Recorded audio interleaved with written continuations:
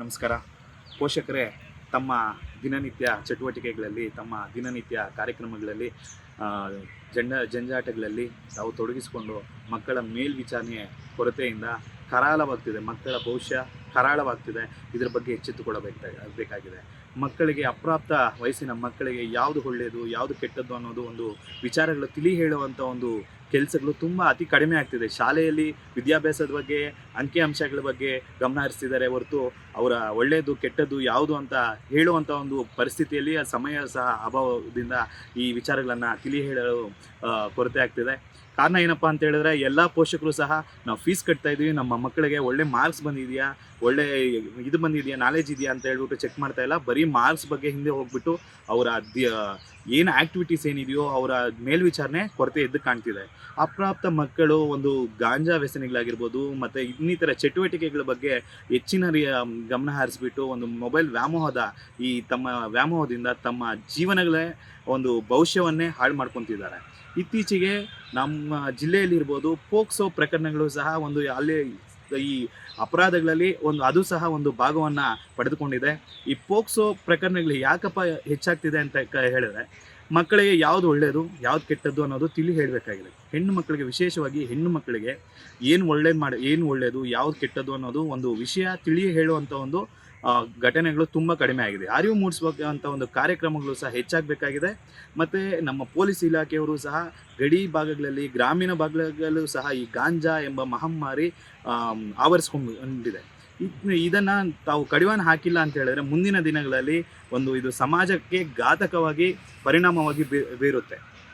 ಅದರ ಜೊತೆಗೆ ಈ ಮದ್ಯ ಸೇವನೆ ಆಗಿರ್ಬೋದು, ಮದ್ಯದ ಅಂಗಡಿಗಳು, ನಾಯಿ ಕೊಡೆಗಳಂತೆ ಒಂದು ಶಾಲಾ ಕಾಲೇಜುಗಳಿಗೆ ಹೋಗಿ ಬರುವಂಥ ರಸ್ತೆಗಳಲ್ಲೇ ಅವ್ರಿಗೆ ಚಾಕ್ಲೇಟ್, ಬಿಸ್ಕೆಟ್ ಕಾಣಿಸುವಂತೆ ಕಣ್ಣಿಗೆ ಕಾಣ್ತಿದೆ. ಇದರಿಂದ ಸಹ ಯುವಕರು ಸಹ ಅದರ ಮೇಲೆ ವ್ಯಾಮೋಹ ಪಡೆದುಕೊಂಡು ತಮ್ಮ ಅಪ್ರಾಪ್ತ ವಯಸ್ಸಿನಲ್ಲೇ 16, 14, 15 ವರ್ಷಗಳಲ್ಲೇ ಸಹ ಈ ಒಂದು ವ್ಯಸನಿಗಳಾಗಿ ತಮ್ಮ ಜೀವನಗಳನ್ನೇ ಹಾಳು ಮಾಡ್ಕೊತಿದ್ದಾರೆ.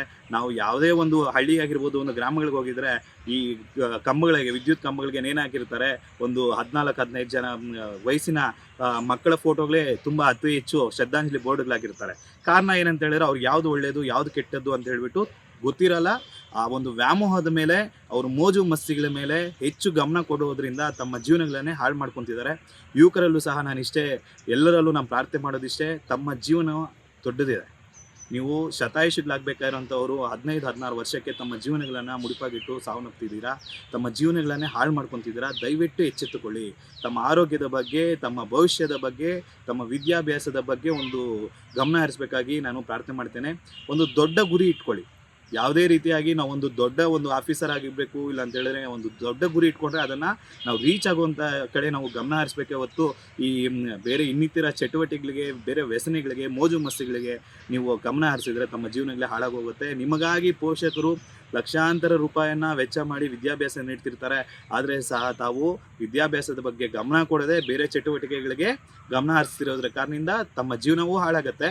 ನೀವೊಂದು ಮನೆಯ ನಂದಾದೀಪವಾಗಿ ಬೆಳಿಬೇಕಾಗತ್ತೆ. ಆದರೆ ಸಹ ಆ ಮನೆಯಲ್ಲಿ ಒಂದು ಕರಾಳವಾದ ದಿನವನ್ನು ತಾವು ತರಬೇಡಿ ಅಂತ ನಾನು ಪ್ರಾರ್ಥನೆ ಮಾಡ್ತೇನೆ.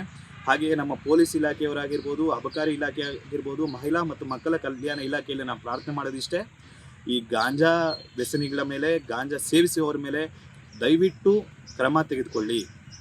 ಮಾಹಿತಿ ನಿಮಗಲ್ಲೇ ಇರುತ್ತೆ. ಈ ಗ್ರಾಮೀಣ ಪ್ರದೇಶಗಳಲ್ಲೂ ಸಹ ಹರಡ್ಬಿಟ್ಟಿದೆ ಈ ಗಾಂಜಾ ಅನ್ನೋದು.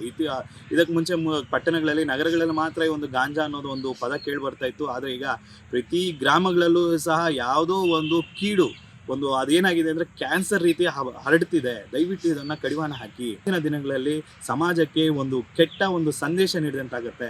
ಮಹಿಳಾ ಮತ್ತು ಮಕ್ಕಳ ಕಲ್ಯಾಣ ಇಲಾಖೆಯವರು ಅಷ್ಟೇ, ದಯವಿಟ್ಟು ಪೋಕ್ಸೋ ಬಗ್ಗೆ ಅರಿವು ಮೂಡಿಸುವಂಥ ಕಾರ್ಯಕ್ರಮಗಳು ಅತಿ ಹೆಚ್ಚಾಗಿ ಮಾಡಿ, ಗ್ರಾಮೀಣ ಭಾಗಗಳಲ್ಲಿ ಹೆಚ್ಚಾಗಿ ಮಾಡಬೇಕಂತೇಳಿ ನಾನು ಪ್ರಾರ್ಥನೆ ಮಾಡುತ್ತಾ ಎಲ್ಲರಿಗೂ ಒಳ್ಳೆಯದಾಗಲಿ. ಧನ್ಯವಾದಗಳು.